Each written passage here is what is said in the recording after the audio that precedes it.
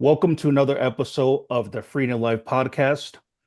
We have a very special guest, someone who I would say is probably one of the most underrated JW activists, and definitely by far, I would say one of the most effective activists at actually getting things done. And this interview we feel is it's so important to get this information out there that we're also going to broadcast it on our separate channel, Samantha's separate channel, and my separate channel. So our guest today is Stephen Unthink, and he's from Australia, and he's actually was very instrumental in actually starting the Royal Australia Commission. So a lot of us XJWs, including myself, I really knew nothing about the Australia Commission. I thought it was just Australia randomly choosing different religions to investigate. But what Stephen had to share with us is very powerful information, very informative, and there's a lot that he has to share with us. So I'll just get right into it. And I'd first like to ask Stephen, what is what was your background with Jehovah's Witnesses? How did you have a life in Jehovah's Witnesses? And then if you can mention what woke you up and what got you out of Jehovah's Witnesses. Thanks, Quinn and Samantha. It's a pleasure to be interviewed here today. I was born into the religion of Jehovah's Witnesses. My father was baptized into the religion shortly after I was born, so I spent my entire life within the religion. It was a mixed childhood. I had one of a very strong father who would wash the chicken or wash the meat to get rid of any trace of red fluid in case we had blood. He was very fanatical in that area. And then on the other hand, I had my mother, who was not a Jehovah's Witness, that wanted to do birthdays, Easter, Christmas. So as a young child, I had both of these conflicting viewpoints on the one matter presented to me. Very, very damaging for a child to have one parent saying Christmas is evil and the other parent saying Christmas is good, and then finding that the subject of Christmas was Jesus in both of them. So that's very hard for a child to understand. It was very difficult for myself. At the age of 12, I was sexually abused within the religion. It was in an institutional setting. I was on church property. I was in the care, custody, control, and supervision of the Jehovah's Witness religion. And I was a child labourer cleaning bricks on one of their building sites, most notably an assembly hall. So that started my path down for my entire life of seeking justice, seeking what I eventually understood to mean redress, which is a lot of components of justice, but also at the same time trying to have my case actually heard by the religion. I had a lot of roadblocks throughout my entire life. They were more pronounced when I became an adult and I was effectively not under my parents' control or supervision, so I could deal with this matter myself. I did manage to eventually, after decades, have a meeting face-to-face with my perpetrator. I don't say the word alleged. Other people can say I allege it, but I claim it as 100% fact. And he was a key person in having me thrown out of the religion straight after that. I wasn't disfellowshipped or excommunicated in any way. I was simply told that my implied invitation to attend any Jehovah's Witness gathering in Australia had been revoked. And then if I do attend any of their gatherings, the police will be called and they'll pursue criminal trespassing charges against me. So that started a long campaign of advocacy for me on behalf of survivors within the religion, but also on behalf of myself and using myself where I could as a case study or a test example for that. It has been a roller coaster. I was fortunate in that I've had a lot of support from the government departments, a lot of support from law enforcement, police, and even when I've gone to court on numerous times, I've received the court outcomes that I was hoping for. In some cases, they were even better than I anticipated. And that brings me right around to where I am today. I run the saysorry.org website, and that showcases a lot of my advocacy work, activism, and lobbying.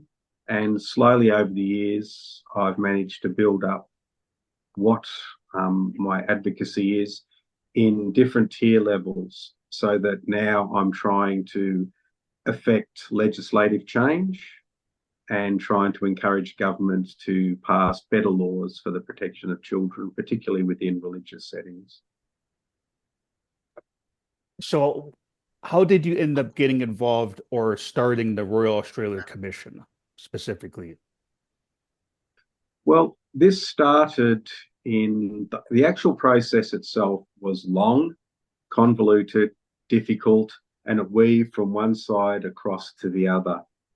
It started effectively in 2008 when we had new laws passed in the state of Victoria, Australia, that all ministers of religion who worked with children or who were members of a congregation where children were present had to undergo a child safety check. It was called the Working with Children check, and that included a police check along with that. The Jehovah's Witnesses decided not to comply with those child protection laws, and I decided to do something about it. I lobbied the government, I lobbied the police, and while I had a lot of sympathy for what I was doing, I didn't have a lot of action until eventually in 2010, I applied to the courts for special leave to prosecute the religion on my own undertaking in a series of criminal cases. In 2011, I got to file those proceedings. They were filed on the 26th of July, and I was able to run the case as the acting prosecutor until such a time that the religion decided to comply with those laws. But during that court case, or there was 5 separate cases heard at once, we had a parliament inquiry in Victoria dealing with the role of child abuse within religious institutions and non-government settings. So I made a submission to that parliament inquiry, and I appeared before the inquiry, and I told them of my story and what had been happening, but I was not allowed to mention the Jehovah's Witnesses because the case was before the chief magistrate waiting approval for the prosecution. So I avoided the use of that word. That inquiry, the direct reference to them, that inquiry led to a subsequent inquiry looking into the role of all non-government organisations in response to child sexual abuse. At the same time that happened, the Australian government was being lobbied by a number of senators, politicians, and advocacy groups, and I joined with them to lobby for a royal commission into religions and the prevalence of child abuse in religious settings. That lobbying took place during 2012, and I was able to lobby directly the Prime Minister Julia Gillard at the time, and also the Minister for Justice and a few other key people within the Australian government. And I was able to give support to a Senator, David Shoebridge, who was strongly pushing for a royal commission. So I wrote him a letter in that time, I think it was around August of that year, and he was kind enough to put it on his government website, and I think that would still be there today. It's required to, you can't, being in a government situation, you can't go back and edit things. So what I said was put up there. Then on the 12th of November, the Prime Minister announced that she would recommend to the Governor-General that a Royal Commission be appointed to look at institutional responses to child sexual abuse. And that took place, and it was a few weeks later in January 2013 that the terms of reference were established, 6 commissioners were appointed, and the whole process of the Australian Royal Commission proceeded from there. In the direct lead up to that, invitations were sent out for people to contribute to the terms of reference on, and also the subjects that should be discussed and how it should be proceeded. So I was privileged to be able to make submissions to that and my recommendations in that matter. And the Royal Commission started. And that was a very, very big achievement, but it was just the start. It didn't include the Jehovah's Witnesses. Well, effectively, it didn't even include other religious groups as well. We had to start lobbying the Royal Commission to have our institution that we wanted the subject of a case study to be included.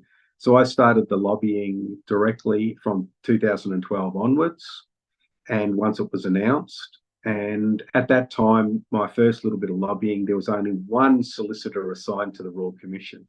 There wasn't even staff yet. But I continued and I focused on the key words: institutional responses to child sexual abuse, not institutional causes.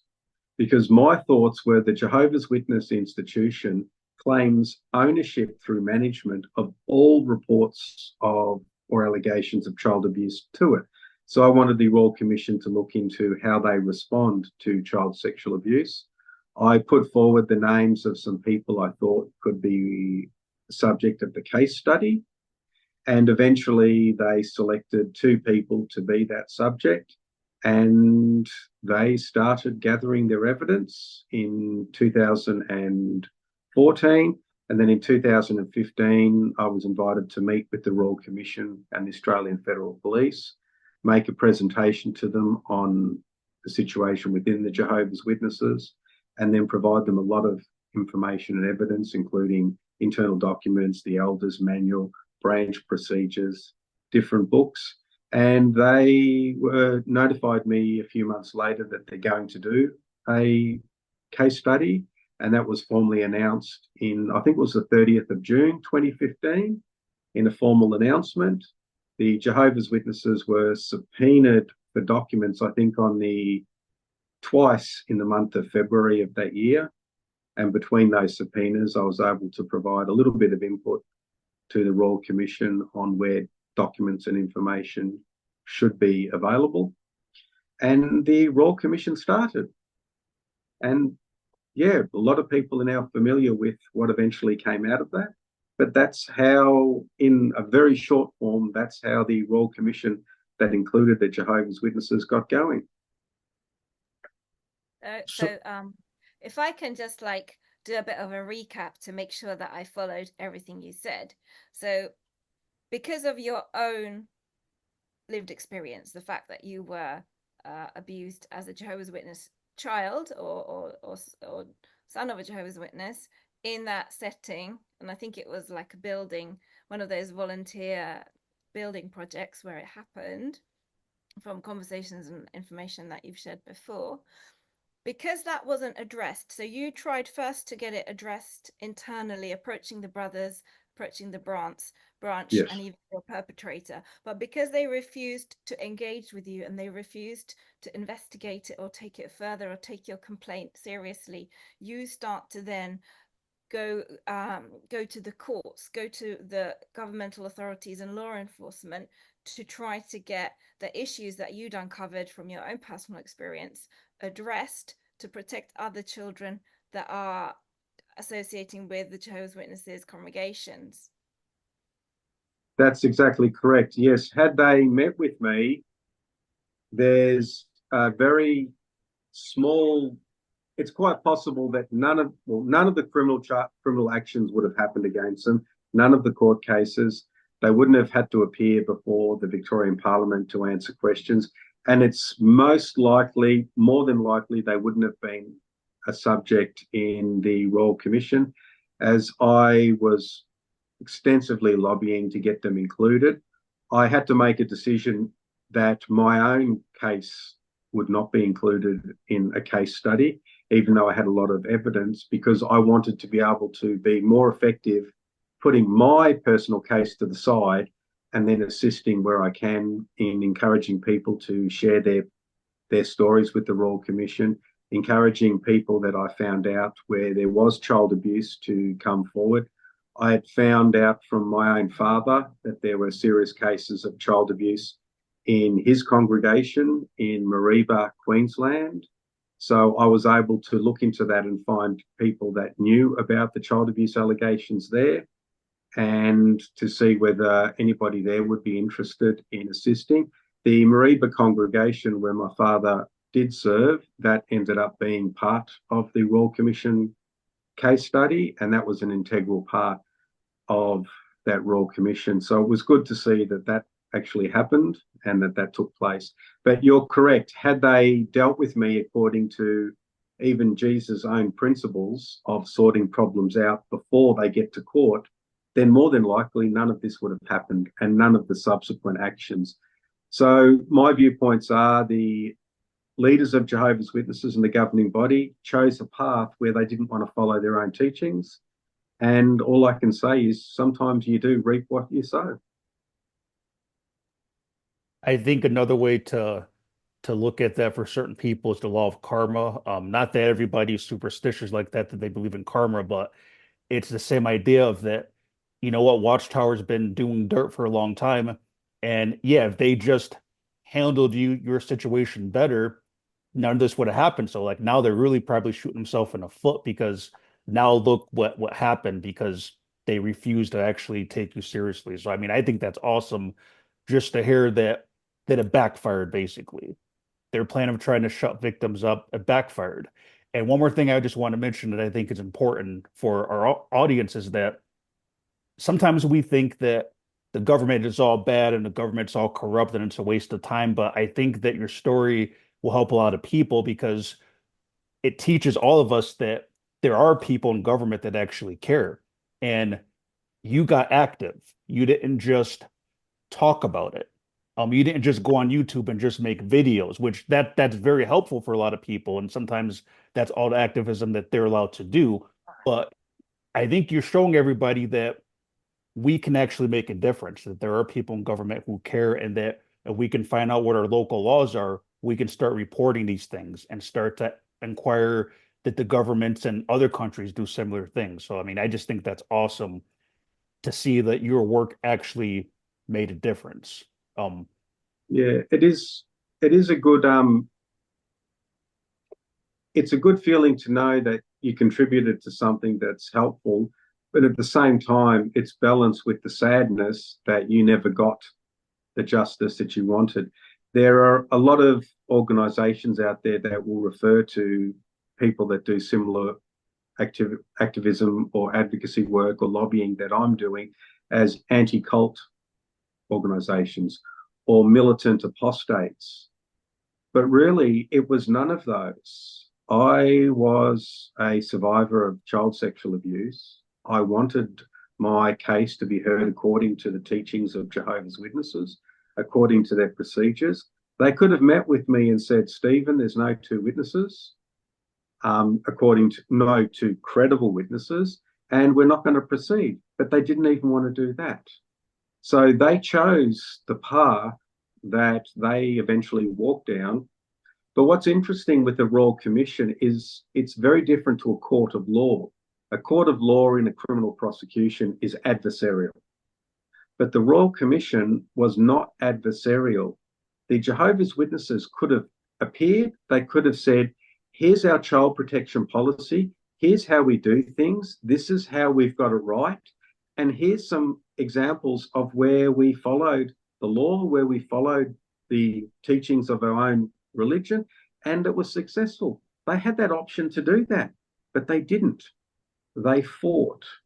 And then again, recently, in recent times, even in New Zealand, when they did the same Royal Commission, looking into them there, very similar terms of reference, they fought that. Every step of the way, they fought it in court.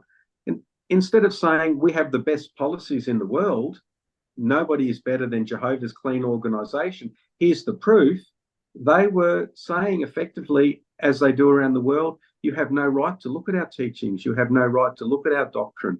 It's all protected. Go away, leave us alone. That's not going to happen anymore. The governing body are delusional in thinking that the world is going to listen to the nonsense that they're publishing about themselves. They're going to start cleaning up this world, and they're going to start cleaning it up from organisations that behave exactly like the Jehovah's Witnesses behave. You fight against the government to stop them looking into you. You've got something that you're hiding, and it's going to be exposed.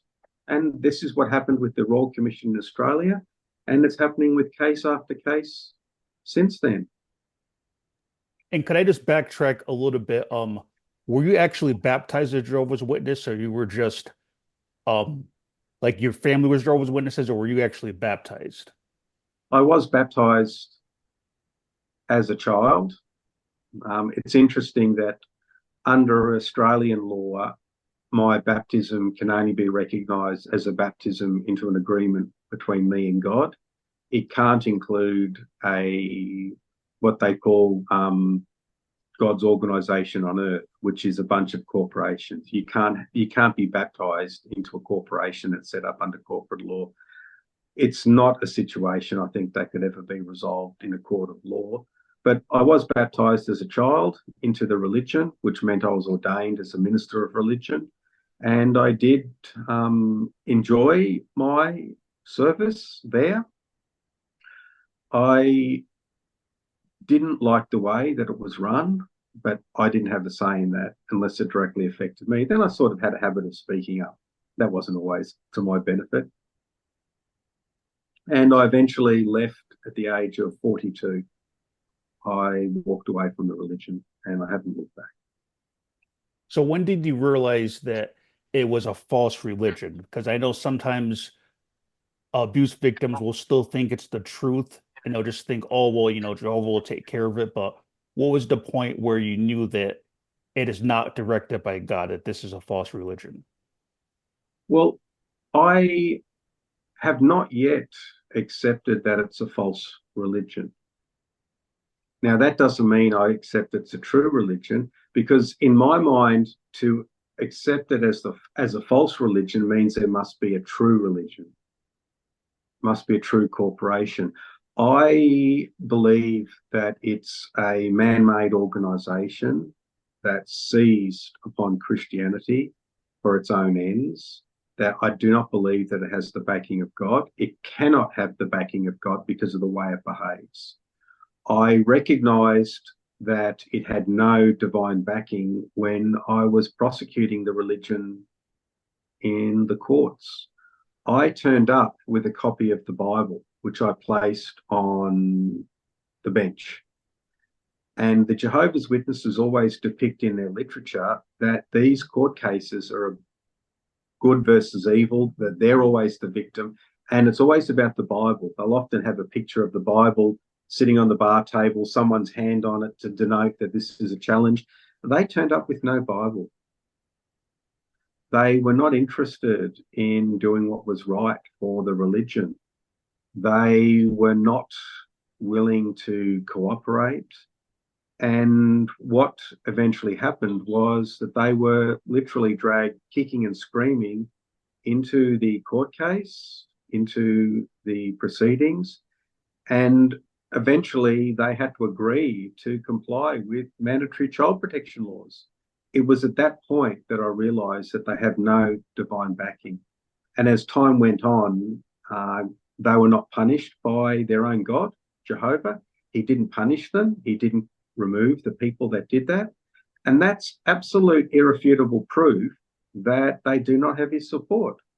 If one reads the Bible, it's very, very clear that God doesn't remove the leaders of his people. If the high priests or the Levites or even the kings were doing wrong, he didn't strike them down and remove them. He just withdrew his complete support of the entire nation of Israel or the entire religion. He effectively just packed up and walked away.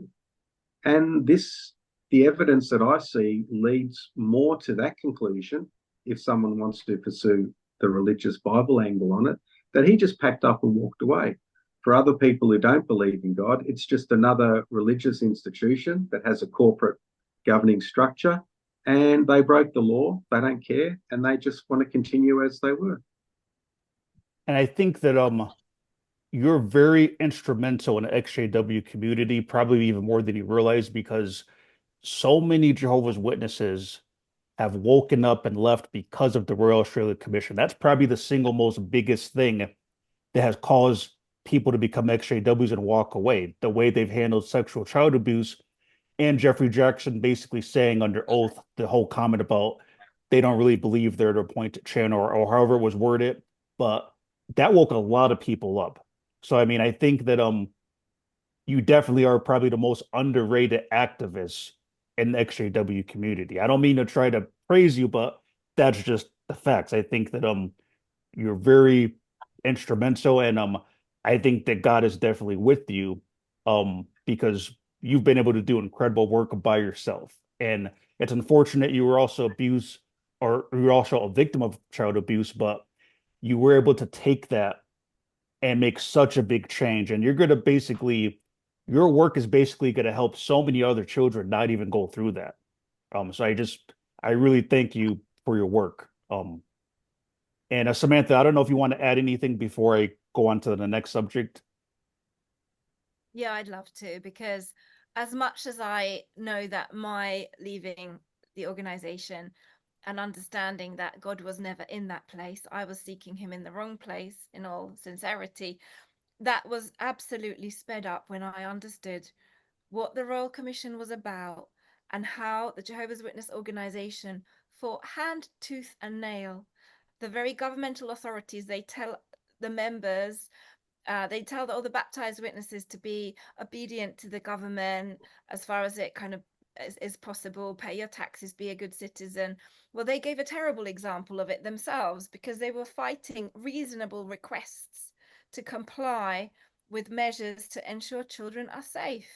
And this was at odds with what I knew of the Bible. I looked at some of the results and some of the court proceedings of the Royal Commission. Then I went and read, I think it's Romans 13, about all governmental authority being placed by God. And I came to the realization they're fighting actually the very people God has placed to ensure things are done in a safe way. And then I could see that their attitude was absolute arrogance, that they are above everything. And I just came to the conclusion very quickly that they have no Holy Spirit and they have no direction from God. Otherwise, we would be seeing a very different response. They would care about people, but they didn't. So it really just their masks slipped, and I could see that they were actually wolves in sheep's clothing, and they were false prophets, and their fruits were evident. So it speeded it up for me hugely. And it also meant that I was very quickly then open to just examining everything that I'd been taught by them again. Because if they're getting the basics wrong, then can I trust anything they say? And sadly, I've come to the conclusion that everything is lies, and the way things are run is very underhanded and even criminal. So it's absolutely correct that governments would be alerted to this. I think us who have left, who know about this, know the inside workings of the organization, we have a responsibility to flag it up to people that are in positions of authority to protect children, especially. Yeah, and I mean, very well said. Uh, Everything you mentioned is right on point. And I think that also for in America that I would like to see more of people like Steven step up, because headquarters is where I'm at. And I think that it would be awesome to have people alert the United States government with the same, because that's where it's all coming from. All the evil and policies, it's coming from New York, United States. So hopefully, even with us trying to get this information out there, that more people will start to uh petition our governments and look into Watchtower. But one thing I want to ask you about, Stephen, too, is so when I heard about the Royal Australia Commission, I just assumed, and I think most XJWs assumed, that the governing body member, Jeffrey Jackson, that he basically volunteered to go to Australia to kind of help out, to be a spokesperson. So I heard another interview you did where you had a completely shocking to me story about that. Could you tell us how the governing body member actually got involved with the commission? Well, there were two aspects to Jeffrey Jackson's appearance. One, he was expected to turn up, not at the Royal Commission, but in Australia, because a few years previously, when the Jehovah's Witnesses were the subject of a Parliament inquiry, he flew into the country and he flew in to visit a relative of his that was not well, and he went to Bethel. And we had seen that happen previously in another big court case where a member of the British branch committee flew into Australia to see a sick relative, in the same instance, his father, and he was there during a very big court case of child abuse within Australia involving the Jehovah's Witnesses. And Jeffrey Jackson had flown in 2013 for the same thing. So he was expected to fly into Australia to potentially or be in a position to micromanage this case. And it was anticipated that he would fly in to visit his dad, who was not well, because that's in all previous cases, every member of the branch or governing body that have all visited under that pretext or that claim. And that's fair enough. He has a right to do that. So he was expected to turn up. He came into the country and the Royal Commission was notified of his presence. And what was interesting was that they wanted to speak to him. They wanted to question him on the witness stand, and he didn't want to. He tried everything possible to get out of it. These arguments are in court documents and in the Royal Commission proceedings cases. Eventually, he was summoned to appear. So that meant he had no choice, but he appeared by video link from, I believe it was Toowoomba in the state of Queensland. And a commissioner flew up there to be present with him when he gave his evidence. And during his testimony on the witness stand, he explained to Justice McClellan that helping the Royal Commission is part of the reason why he was willing to come here and help them. And if you watch that exchange, you can almost sense that Justice McClellan was a little bit irritated that Jeffrey Jackson outright lied, because he'd fought every step of the way. And when it came to the end of his testimony, this was the final exchange that took place between Jeffrey Jackson and Justice McClellan. Justice McClellan said, "That completes your evidence, sir. Thank you very much for your time today." And that's what Justice McClellan has done to everybody. He's thanked them for their time. And then he said this with what I understood as a very forceful note. He said, "You are now formally excused from your summons." Just reminding Jeffrey Jackson he was not there voluntarily. He did not turn up to assist the Royal Commission. He was not there as a representative of the governing body or the religion. He was there under summons, and if he didn't appear, a warrant would be issued for his arrest.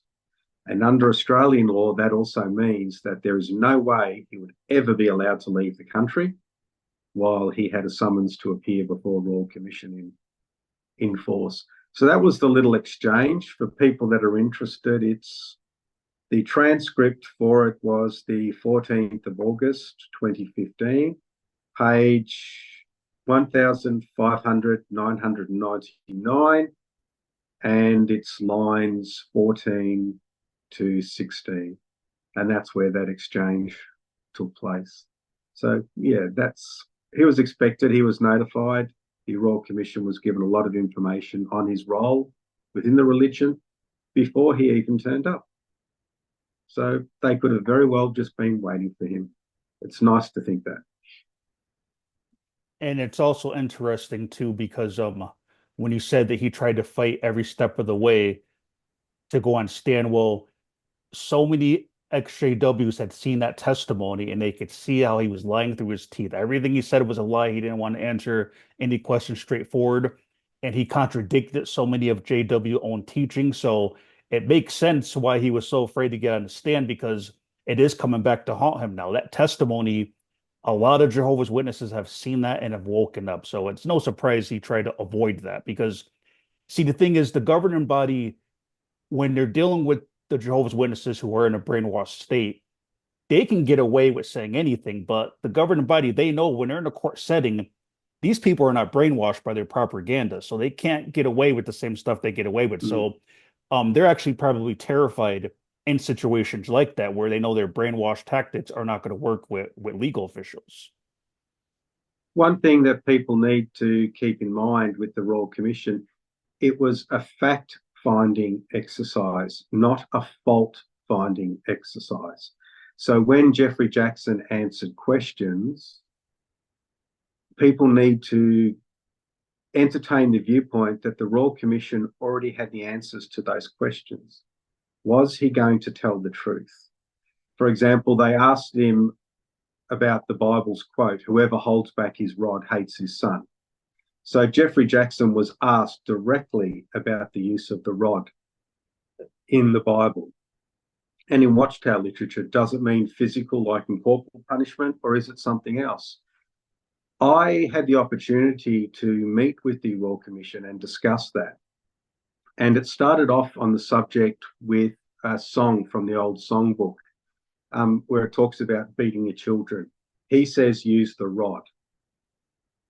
It doesn't matter whether it's with love and tenderness. It's just he says, use the rod. It never says symbolic rod. There was no type or anti-type. The Watchtower literature shows that it's a physical, actual rod. And in some of the information the Royal Commission had, it even stated that no child has ever died from getting a beating with a rod. So Jeffrey Jackson was asked what it was. And the question was this. He explained that it wasn't about physical punishment. And Angus Stewart said, so it's not about inflicting corporal punishment then? And Jeffrey Jackson responded, it absolutely is not about inflicting corporal punishment, but it absolutely was about inflicting corporal punishment. The Watchtower says that. Jackson just lied. He absolutely lied. But there's nothing the governing body can do about that. In their procedures, they have a policy that states that if someone provides false information to a court of law, then the congregation will not look into it. The correct avenue is for the courts to look into that. So this allows people like Jeffrey Jackson and other members of the governing body to outright lie in court, knowing full well the congregation cannot look into it because it's a court matter. That's completely deviating from the commands of the Bible. You imagine if that was the true teaching of God, that what happens in court stays in court, then they can't complain about ex-members or so-called apostates, about the twisted lies that they do or don't say in court, because you're apparently, what happens in court stays in court. It's not the way it is in the real world. And he lied. He absolutely lied. It's on display for the world to see. And the rest of the governing body went along with it. And it was really sad to see them. There have been some great consequences from that. For example, my father, his best friend, and his wife, they both saw the testimony of Jeffrey Jackson, and that caused them to wake up and leave the religion.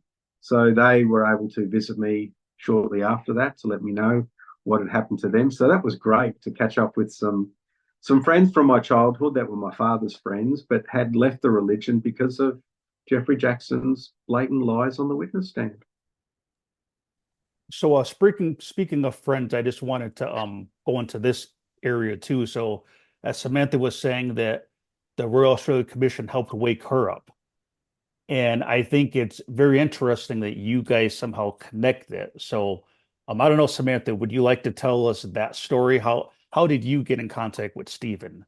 I'm going to say that I didn't necessarily know that there was an ex-Jehovah's Witness activist who had contributed to the Australian Royal Commission happening to the extent Stephen did. That I didn't know about. I just knew about the results and the way the brothers responded, the Jehovah's Witnesses responded, which was to me such an abhorrent discovery. I had left Witnesses. I had connected with a US-based coach called Rodney Allgood, and he asked me if I would start doing some meetups in London to help people who had left the organization, because he made a very good point that the one thing people do lose is they lose community, they lose a lot of friends and family in the process. And if we can arrange some meetups, it helps support people that are leaving. Now, I was happy to volunteer to do that. So I started to arrange monthly meetups, and I would put the invitation out on various Facebook groups, and also word of mouth to any ex-witnesses that I met. And I was doing these meetups as much as possible, month in, month out. And I'm now really glad to say that it's really taken off. And I have people that help me organize and people that attend regularly. And many have become really, really good friends, as well as becoming involved in supporting others. So the network is growing. And I was really surprised to get last August 2 visitors to the monthly meetup in August. And it was 2 activists from Australia, Stephen Unthank and Lara Kaput. And that following weekend, there was also going to be some demonstrations done at the annual Witnesses Convention at Excel. So I had not really made any plans to go and do the activism by the convention, but once I met Stephen and Lara and I realized that they had been doing all this work in Australia, I was very excited to sort of, actually, it wasn't until we were at Excel, I was having a conversation with Stephen, I realized that it was the Royal Commission that he'd worked on so hard behind the scenes. And I remember saying to him, looking at him and saying, "You're the reason I'm out. Like, you're one of the main reasons." I do credit God for opening up my eyes, but what Stephen had kind of set in motion with the Australian Royal Commission, like many others, that was the nail in the coffin for the organization. I'm sorry, they just couldn't rescue. They cannot come back from that. In my eyes, it was so evident that they're not who they claim to be.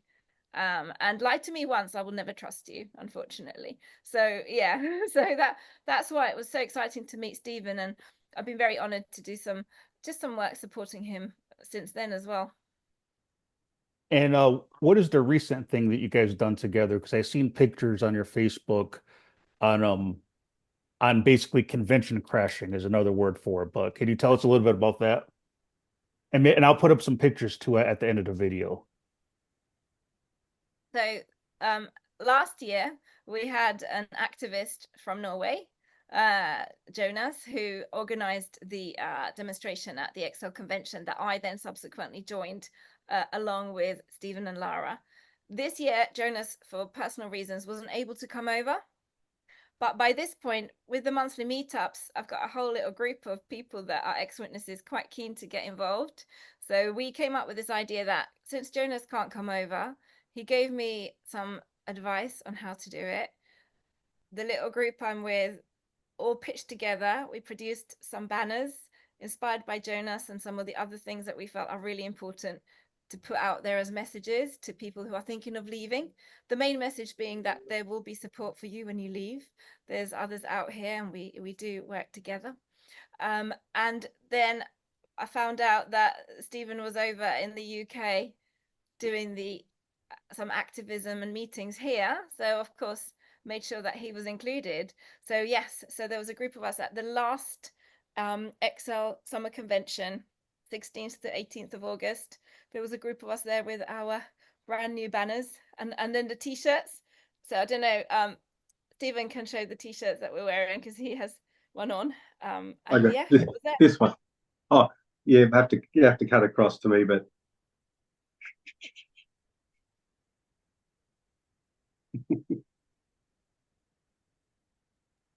Awesome. I want one of those shirts. Can I order a couple?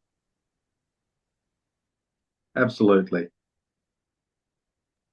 So one more thing I wanted to get into, and this is mainly for say the people who are going to be watching this on my personal channel, is I always get deep into things. So I want to show you a couple of things, and you don't know what I'm going to show you. And usually when I show guests this stuff, when it's on my channel, I don't tell them beforehand. I like to get their honest feedback. So whether you agree or disagree, I just want to get your honest opinion on some of the subliminal stuff that I found from digging into Watchtower. So from what I can see, and I'll screen share. Okay, let me know your feedback too, Samantha, on some of this stuff.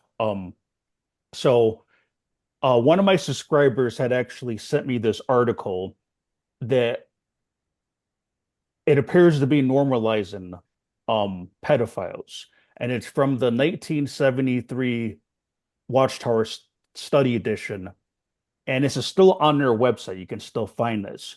But what's disturbing about this is that, and I'm going to blow it up so you can better see it, is this article is talking about masturbation.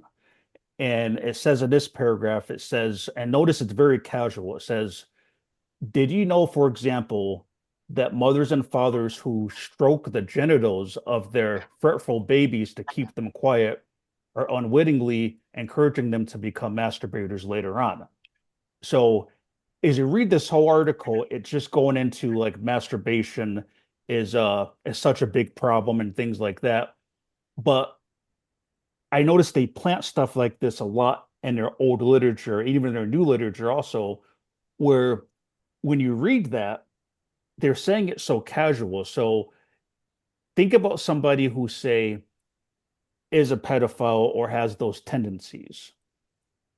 It's saying it so casual, like basically, well, did you know that mothers and fathers who are stroking the genitals of babies to keep them quiet are willingly encourage them to become masturbators? So let me just get your honest opinion on that. The way that I'm seeing this is that they're making anybody that has those tendencies already think there's nothing wrong, basically, what masturbating children to keep them quiet because it's so casually written.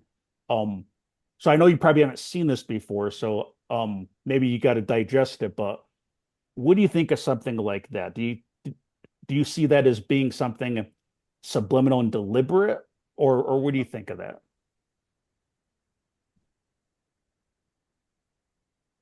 I have come across that before, and also one in the Young People Ask book that draws a correlation between self-abuse and health issues. In particularly the Awake magazine, and sometimes in the Watchtower magazine, as you've featured there, they run a lot of articles on a whole lot of subjects. And the Jehovah's Witnesses like to be blunt. They don't have a filter for subjects. They will study an article like this, although this one wasn't a study article. They'll discuss this in the meeting in front of children and everybody else. I think it's, in many cases, just a situation where they're just stupid, just straight out stupid. You can't legislate against stupidity. And in these sorts of things, I think that they are just, I don't think there's a malicious intent. I just think they're stupid. An example that comes to mind is when they produced an article on how to protect children, they actually published exactly what alleged perpetrators do to seduce children. And if you read it, there's the instructions for a pedophile on how to abuse a child, how to get access to a child. In the article where they dealt with suicide, they published all the steps that can cause someone to be suicidal. And I couldn't believe that they'd published that, because it was literally giving a step-by-step guide of what to do to drive someone to the point where their life was completely helpless and hopeless, that suicide was the only way out. I don't think personally they're done with malice. I think they're just stupid. And it's really good that they don't publish these sorts of articles anymore, that their magazines have dropped down to almost nothing. One Awake magazine this year, and I think two over the last 3 years or something. But yeah, I have a friend of mine always reminds me when I discuss things like this with her, don't attribute to malice what can easily be explained by stupidity. And I think they're stupid. Yeah, and thank you for giving me your honest opinion on that. Even if we do differ with some of these things. Uh, but Samantha, what is your take on this? Do you think that this stuff is deliberate, or do you think it's more so they just don't know what they're doing, that it's just stupidity? One thing I have noticed is they do sexualize things excessively, and they use sex as a weapon. So I'm presuming the whole article is about masturbation, right? It's not just about bringing Yeah. up baby children. So the Bible doesn't mention it. So why are you making it such a big deal? And I personally think that's a really weird thing to write. I don't know what instructions were given to parents in the 70s, because I was born in the late 70s. I wasn't around, so I don't know what the norm would have been for literature giving advice to mums and dads back in the day. But I think that is quite strange to print that at all. You know, unless there's been some sort of huge amount of reports that people are doing that, why would you mention it? I do find it quite odd, personally. I find it quite strange and quite uncomfortable to think that they actually printed that and then went and spread that magazine in all the different countries that they were active in. Yeah, I find it quite disturbing. Yeah, just I oh, go ahead, I Stephen. found the article in the Young People Ask book, and it's chapter 25, subject masturbation, how serious is it? And the question was, I'm wondering if masturbation is wrong in the eyes of God. Will it affect my physical and or mental health in the future if I ever get married? Asks 15-year-old Melissa. And it responds by saying this practice has been blamed for all manner of ills, from warts and red eyelids to epilepsy and mental illness. Now, that's fair enough, but they didn't actually say has been wrongly blamed or falsely blamed or incorrectly blamed. It just says it's been blamed. It doesn't use the standard Jehovah's Witness qualifying word to make it good blame or bad blame.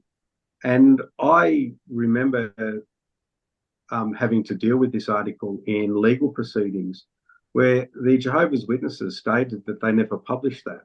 They never said that statement. And yet they then produced a copy of the Young People Ask book, and there it was in their own literature. It's when you hear it, you don't believe that the religion has discussed these subjects, so you dismiss it. But sometimes they do. They touch on some very strange subjects, even in the old Your Youth, getting the best out of it. There's some really, really incredible, bizarre statements in there. The one thing at the moment that the Jehovah's Witnesses are promoting is that they're claiming that they've been at the forefront of child protection and the education of parents in relation to child abuse. And Tony Morris produced a video where he held up an old Wake magazine in there and used it to explain that back in the 1980s, the Jehovah's Witnesses were educating people. But the article in there was about a subject called chickens and hawks. And the actual article he was holding up was blaming child abuse or child sexual abuse upon the so-called homosexual community. That's not educating people to the reality of the world. This is showing a twisted viewpoint on what causes are. As we now know, in the reality is it's not caused by the gay community. It's just caused by people who have problems. So in my thoughts there, the Jehovah's Witnesses don't have a grasp on reality, but particularly in how to present things. It's very easy to quote them out of context. Fortunately, that Young People Ask book article, it actually quotes from researchers that state that there's no medical evidence that it causes any sort of mental illness. So they change the subject to spiritual illness. So be it. And just before we go on, just to put my perspective in there too, is that from my opinion, what I've seen from studying Watchtower is that I think that sometimes when they get caught doing things, people have the mindset of like they're like the Three Stooges, like they don't know what they're doing, they're just morons and all this stuff. But when I really put it in perspective, this is just my personal take on it, is that these people are geniuses. The governing body or whoever is controlling them to brainwash 8 billion people and to control people the way they do, like these people are geniuses. So I think that like when things like this come up, sometimes people might think, oh, they're the Three Stooges. They don't know what they're doing. But when you look at how intelligent these people are, they could mass brainwash these people. That's why I don't think personally that it's just stupidity. I think they're smart, but they play stupid when they get caught. And um the way that I just the way that I read this, what I'm seeing is that when it talks about parents stroking the genitals of babies, that's pedophilia, period. Um, so what what I just see is that they're putting that in there and they're making it seem like, oh, they're unwittingly encouraging them to become masturbators. So like I would just assume that if somebody is a pedophile and they're in this religion and they read that, oh, parents who are stroking the genitals of baby to keep them quiet, that's okay.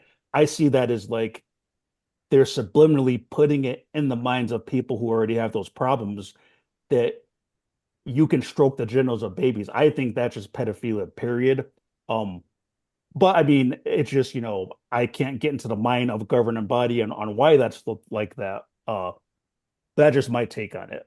Um, and let me just show you one more. There's a lot of stuff. I don't want to bombard you with too much. Um, so when I first show you this, you might brush it off as a coincidence, but there's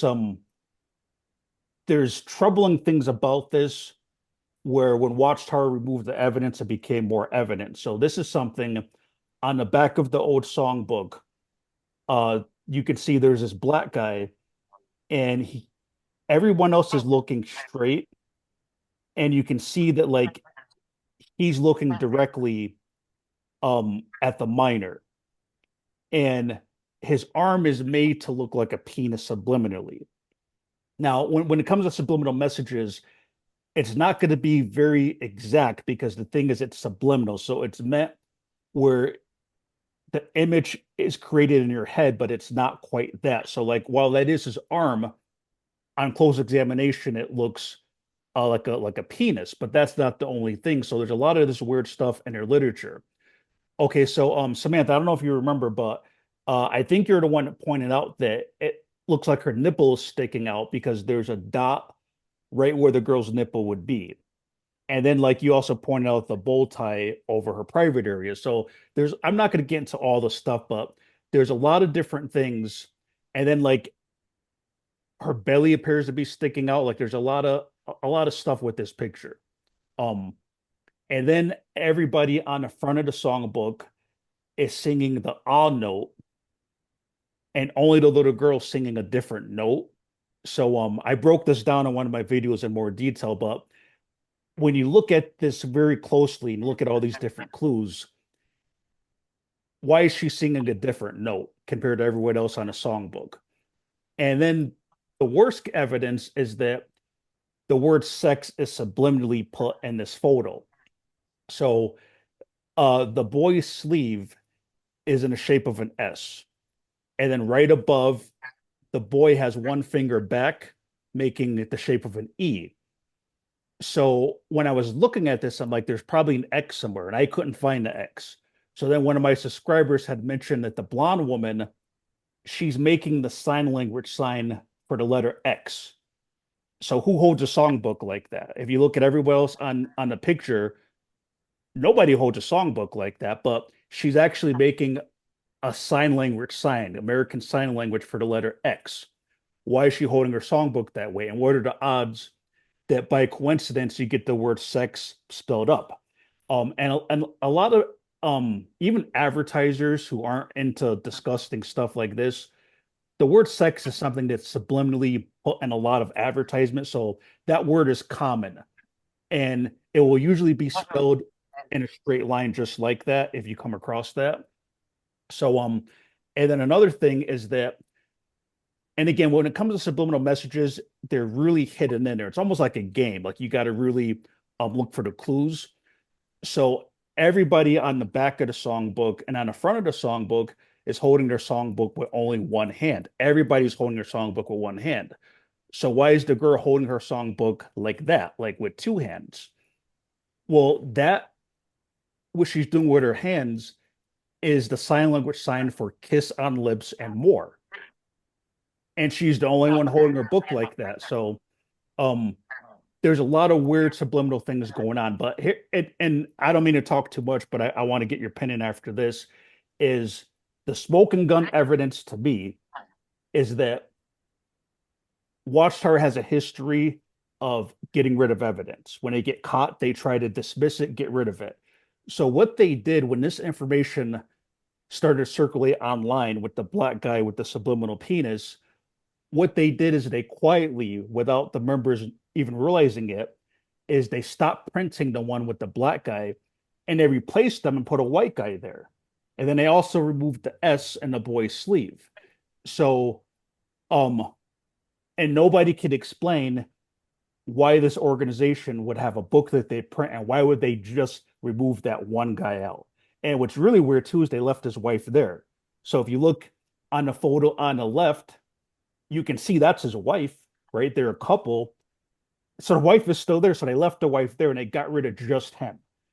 So to me personally, and I just like to get your opinion on it, is that there's way too many coincidences that I feel that that's just by accident. And why would Watchtower take the black guy off the photo? Like why would they replace him? So this is just another one of those things where I see that like they're secretly putting this stuff in their literature, but I don't know. I know this is probably something you've seen before, so I'd like to hear your honest opinion on what you think of this. Well, from my angle, it's not something I've ever been interested in looking into. I've usually just concentrated on submissions to the government, lobbying and advocacy, and not even gone into illustrations and whether there is or isn't subliminal messages. So in that area, I don't have any knowledge on those matters. So I'm probably not the best person to give any input on that. Yeah, fair enough. And I don't know, Samantha, what are your thoughts on this stuff? I don't think I was the one that made those observations that you mentioned about the little girl's outfit, but I do remember you showing me the picture and then pointing out that in the original picture his hand is so badly drawn that it looks like something else. And I did agree that it was drawn in such a way it did look like something else. So I think that's kind of I agree that that certainly could be seen like that. Did they go to all this planning? I'm not sure. I'm not sure whether it's just the way they drew it or they took the original photos, because they often draw from photos from what I understood. But I'm quite open to the fact that it is possible. It is possible that there is stuff, and it might not be that it was intentional, because sometimes people just kind of draw what's on their mind. Do you know what I mean? So if something is quite sexualized, or you can pick up signs of something being sexualized, it might be that even the person drawing it didn't do it on purpose, but it's just, again, subliminal. Yeah, fair enough. And I appreciate your honesty with all this stuff. So I'm sorry, I'm gonna show one more and I promise I won't do any more. Just this one more I want to show you is this is new. So this is in 2024. Um so I won't get into all the details, but this picture, the way that it's drawn, it looks like this man is basically, I don't want to be graphic, but you can see what it looks like that he's doing. So it's made subliminal where it looks like it's just the guy's sheet, but why does the guy's sheet look like the dimensions of a penis and his hand just happens to be on it like that? And there's so much of this stuff in the literature, like there's literally hundreds of this kind of stuff in their books. And then like there's a whole kind of dialogue with this where when they're telling the story, this is supposed to be the Samaritan that was wounded. So when the speaker's telling the story and they're flashing these images, he's saying and takes care of him. And some may know that that's prostitution language. And when someone is using a prostitute, the term "I'll take care of you," that's something the prostitutes say. So right as the speaker's saying and takes care of him, you see that his sheet for some reason looks like he's grabbing his penis. But then after that, the image is gone. And then they show him paying an innkeeper. So, I mean, there's a lot to look into, but it's a lot of synchronicities with a lot of just sexual stuff and all their literature. But the reason I just wanted to bring this, you're probably wondering, Stephen, why I'm even showing you this, is that I was just curious what your take is on this if you looked into this, because the organization does have a huge problem with child abuse and all types of sexual stuff in this religion. So I just didn't know if you were aware of at least let me just say it like this, to respect everybody's opinion. I didn't know if you were aware that there's a lot of allegations out there that the organization is constantly putting sexually subliminal stuff in their books, and they've been doing that for a very long time. Like this is I could probably spend another hour showing you countless examples of this kind of stuff. Um, and just one more. I know I said that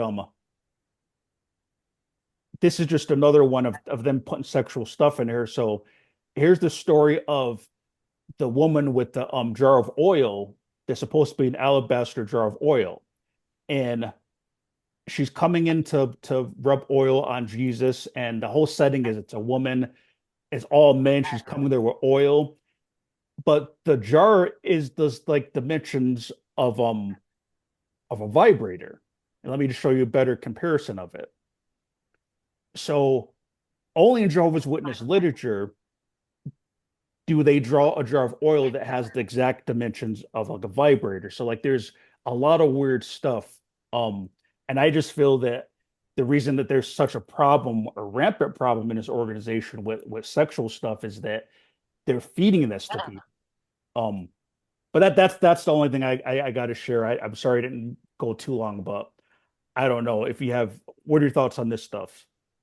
I I remember reading Shakespeare at high school and later in life, and in his play Hamlet, Hamlet said, "Do you see yonder cloud that's almost in the shape of a camel?"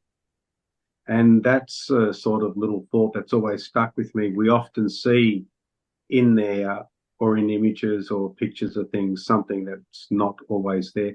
There's an actual word for it, pareidolia or something like that, where you see faces in clouds or rock formations.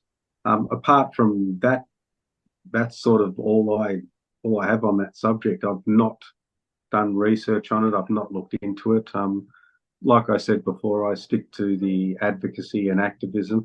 I don't think it's sort of something that I could present to a government body to sort of portray harmful religious practices.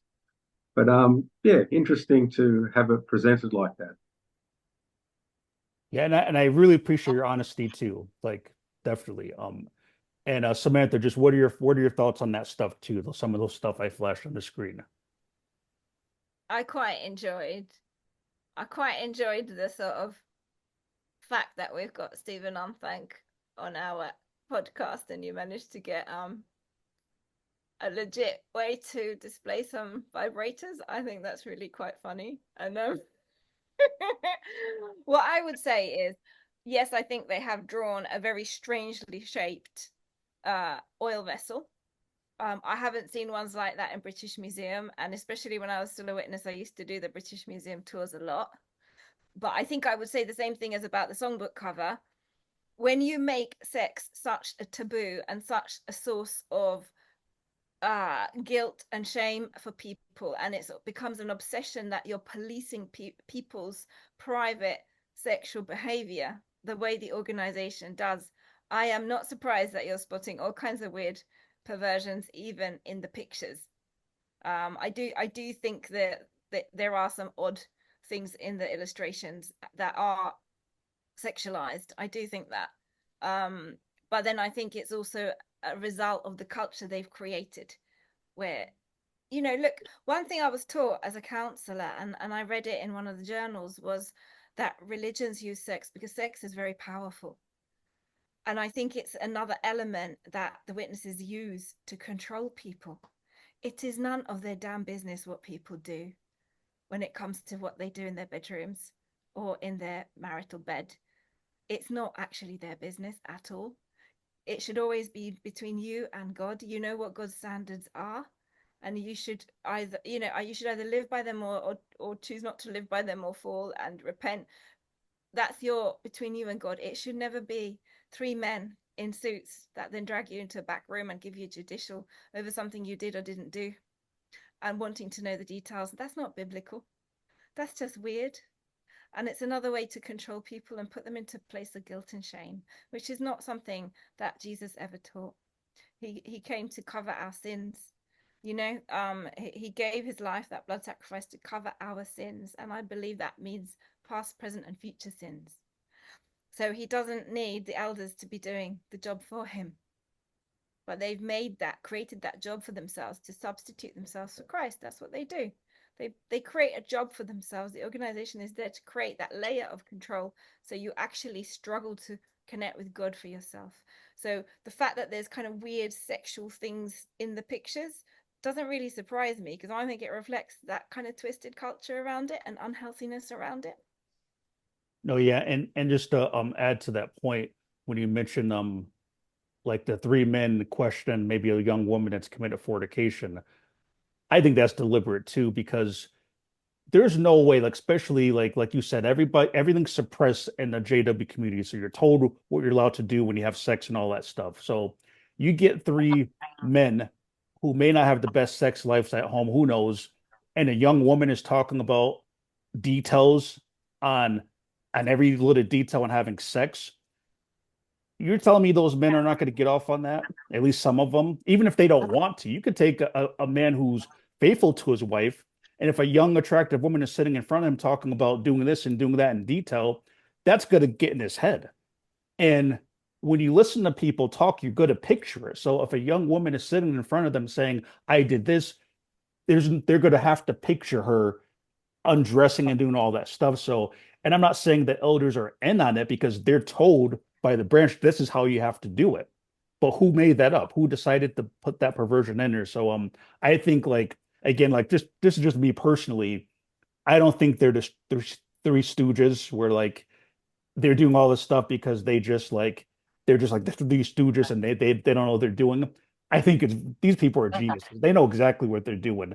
And I think they're corrupting the minds of the elders when they make the elders ask those questions, those sexualized stuff. But yeah, but I just want to say, Stephen, I really do appreciate your honesty, even though we may not agree on the certain things. I'm glad you put that perspective out there, and some people will resonate with that perspective for sure. And but thank you for coming, and I want to thank you again also for like the incredible work that you've done. I mean, really, uh, you've helped so many people wake up out of this religion.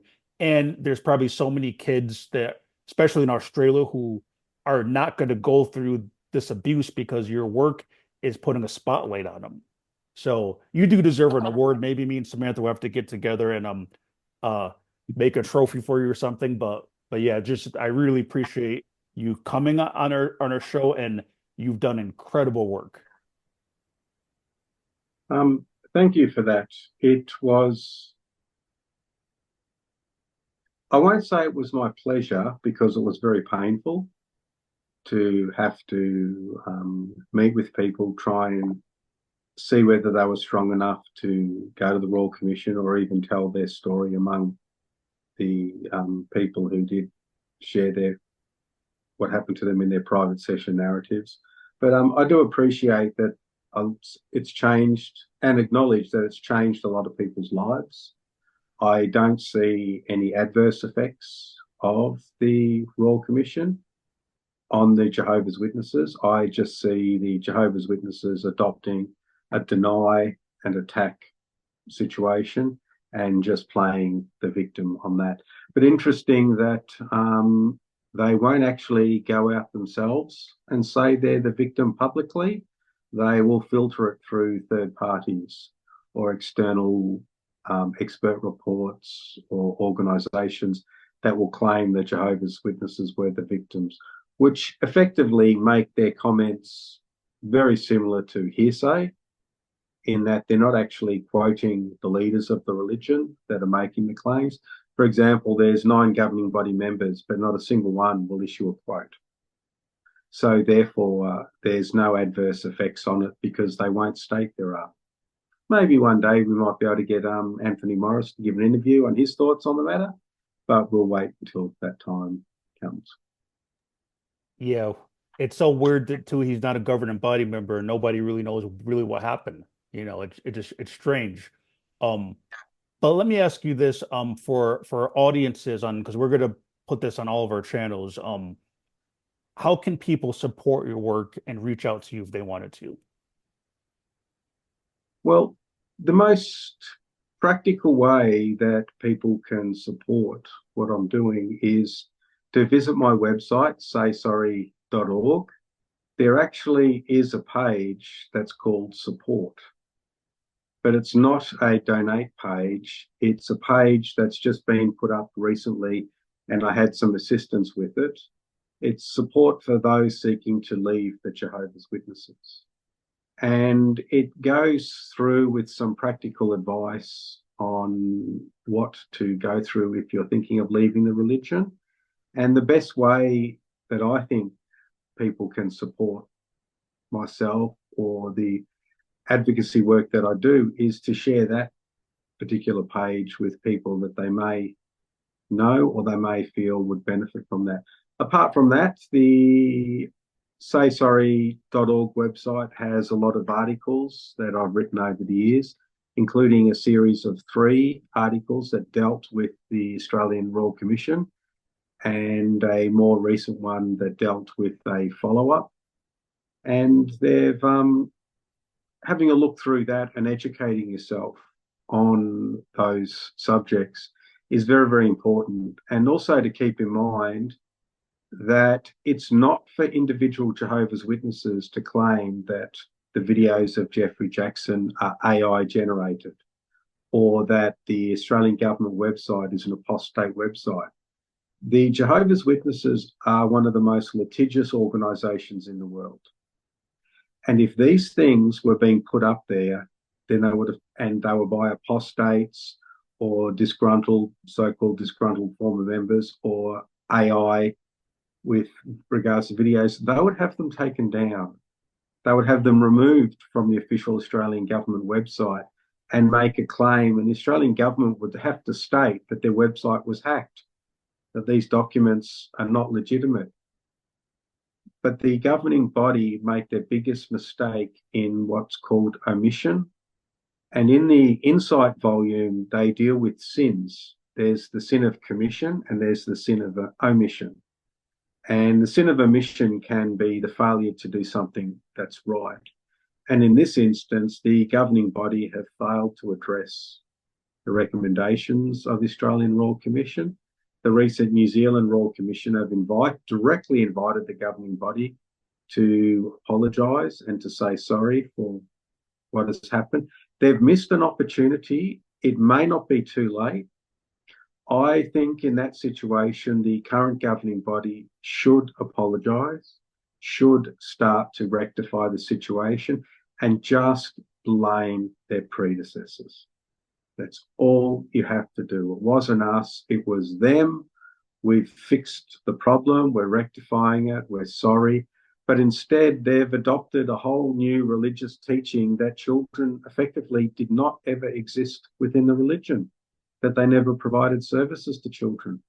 That's going to get them into so much trouble because the evidence is so overwhelming that it makes me think they're not trying to convince the government or the courts or the public or the media. They're trying to convince themselves. Because if children did exist in the religion and those children were abused, then the religion is liable. And if the religion's liable and they're not rectifying it, then the religion is in trouble. And I've seen that firsthand with my situation. They're not acknowledging it. They're not dealing with it. The governing body authorised 2 statements to be issued in relation to my claims, one to the TV station in Australia and the other one to the BBC in the UK. And in both of them, they stated that they'll provide their own redress. They'll provide their own compensation scheme and they will provide support in those matters. I appeared on both those programs, so I can accept their statements as applying to me. I reached out to them, I wrote to them, and they refused to even provide me with any information on their counselling services, their support, their redress. Instead, the governing body and the faithful and discreet slave, that's correct, I did get a response from them, they collectively engaged the law firm to challenge me on why I believe my abuse was in an institutional setting. Well, that's not how you deal with redress. You give the people the application form, you give them the support package, you tell them this is what we want to do. You let them provide your police witness statement, your evidence, your everything like that.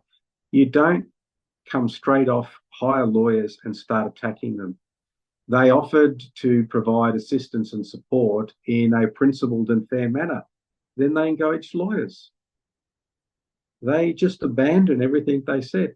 So I have a situation where I've got to continue myself to seek justice and redress.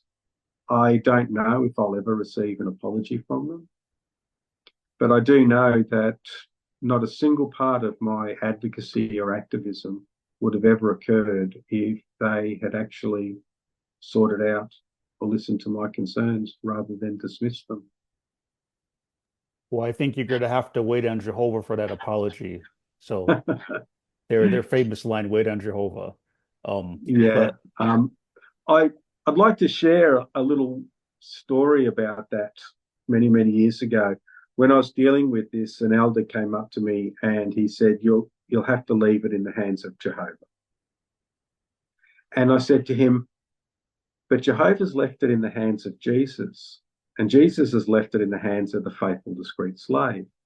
And they've left it in the hands of the governing body, who have left it in the hands of the branch committee, who have left it in the hands of the circuit overseer, who have left it in the hands of the body of elders, who have left it in your hands. Now you're telling me to go back to the start again? And I said, no. And that his name was Peter. I said, no, Peter, the failure is with you right now. well, there's You're the one one more line. stopping it. They could use the other line. There's "Wait on Jehovah," then there's oh no, "Wait on Jehovah" and "Leave it in Jehovah's hands." Yeah, those are their two. Oh, their last get out of jail free card is sometimes you get direction you don't understand. Right. So just keep shut, and you Jehovah, you don't always understand.